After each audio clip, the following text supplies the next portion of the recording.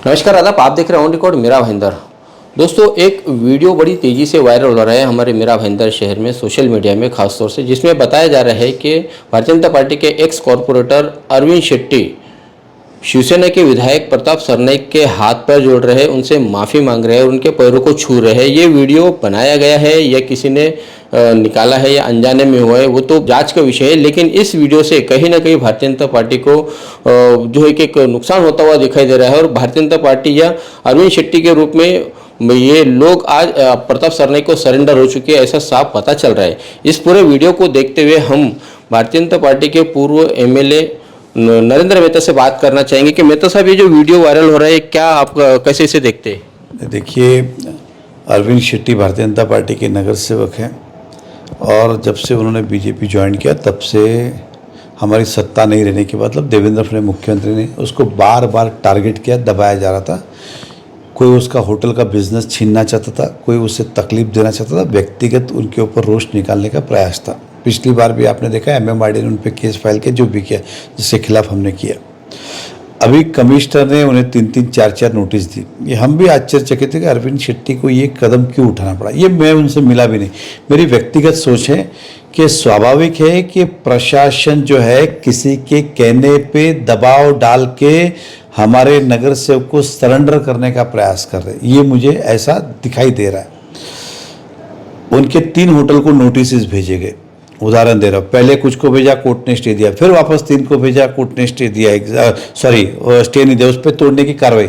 जबकि अरविंद शेट्टी का कोई भी एक भी लेडीज़ बार नहीं कर है, तो कोई मुझे नाम के साथ पता है। खाली बोलने से नहीं होगा कि लेडीज़ बार। अरविंद शेट्टी लेडीज़ बार नहीं करता है। उनके होटल है, जूने होटल है, किसकी परमिशन नहीं है, तो पूरे शहर की ये परिस्थिति है। लेकिन अरविंद शेट्टी को बार बार टारगेट करना और प्रशासन का अब इसमें साथ देना। अब प्रशासन से मेरा सवाल है, क्या अब वो सरेंडर हुआ तो अब नहीं टूटेगा ना? आज अरविंद शेट्टी है तो कहने का ऐसा मीनिंग है कि पॉलिटिकल पार्टी के पास सरेंडर हो जाओ तो नहीं टूटेगा। इसका मतलब प्रशासन किसी पॉलिटिकल पार्टी के कहने पे काम कर रही है। इससे सिद्ध दिख रहा है आज एग्जाम्पल। तो ये हमारे लिए बड़ी दुख की बात है कि प्रशासन इस तरह की राजनीति के अंदर साथ दे रहा है। मेहता साहब, हमें याद आ रहा है कि 3 महीना पहले एक जो वीडियो वायरल हुआ था अरविंद शेट्टी के, जो होटल के बाहर दीवार बनाई जा रही थी, तो फ्रस्ट्रेशन में आके उन्होंने अपने कपड़े उतार दिए थे और वहाँ पर काफ़ी कुछ बहसबाजी भी हुई थी और फिर मामला तूल पकड़ा। उनका उस वक्त का वीडियो भी वायरल हुआ। फिर आपका पूरी टीम के साथ में, आपके समर्थक, भारतीय जनता पार्टी सबके साथ में जो कि पुलिस स्टेशन में जाना, उनके खिलाफ में उन अधिकारियों पर कार्रवाई करने की मांग करना, मतलब एक तरह से आप वो उनके लिए एकदम पहाड़ की तरह खड़े हो गए थे अरविंद शेट्टी के लिए। अभी जब अरविंद शेट्टी ने कल जाकर वहाँ पर जो माफ़ी मांगी, तो क्या इसकी जानकारी आपको दी थी? नहीं, मुझे इस बारे में कोई जानकारी भी नहीं थी। वो कई समय से बाहर थे, वो आए और कल जैसा आपने वीडियो देखा, हम भी उतने इसके अंदर अच्छे। लेकिन अब ये लगता है कि अब प्रशासन कार्रवाई नहीं करेगी, क्योंकि अब अगर लगता है कि उन्हें कि अरविंद शेट्टी को लग रहा होगा कि माफ़ी मांगने से या हाथ पैर जोड़ने से मेरा काम हो जाएगा, तो अब मेरे लिए प्रश्न ये, अब कमिश्नर की भूमिका क्या है और पूरे शहर के लिए क्या भूमिका है? म्युनिसिपल कमिश्नर की करनी और कतनी में फ़र्क है क्या? ये हमें अब पता चलेगा कि ये सब आप किसके कहने पे करते। उनके होटल को 3-3 नोटिस दिए, स्टे होने के बाद भी दिए। तो अब ये क्या बोलते, जनता को भी समझ में आ जाएगा कि ये प्रशासन किसके कहने पे काम कर रही थी और अरविंद शेट्टी को भी समझ में आ जाएगा कि क्या है और क्या नहीं।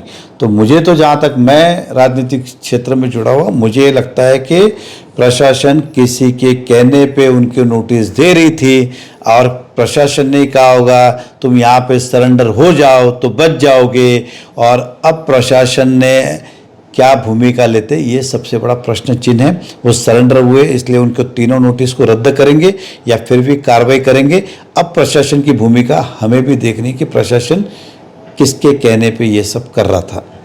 आखिरी सवाल का जवाब जानना चाहूँगा मेहता साहब, आप बार बार प्रशासन का नाम ले रहे हैं, म्यूनसिपल कॉरपोरेशन का कहो या फिर संजय काट का जो कमिश्नर उनका, ये जो वीडियो वायरल हुआ है, तो ये सब जो एक जो बनाया गया था कि अरविंद शेट्टी वहाँ जाएगा, माफ़ी मांगेगा, उसका वीडियो मार्केट में आएगा, वो वायरल, इन सब के पीछे प्रशासन जिम्मेदार मानते हैं आप?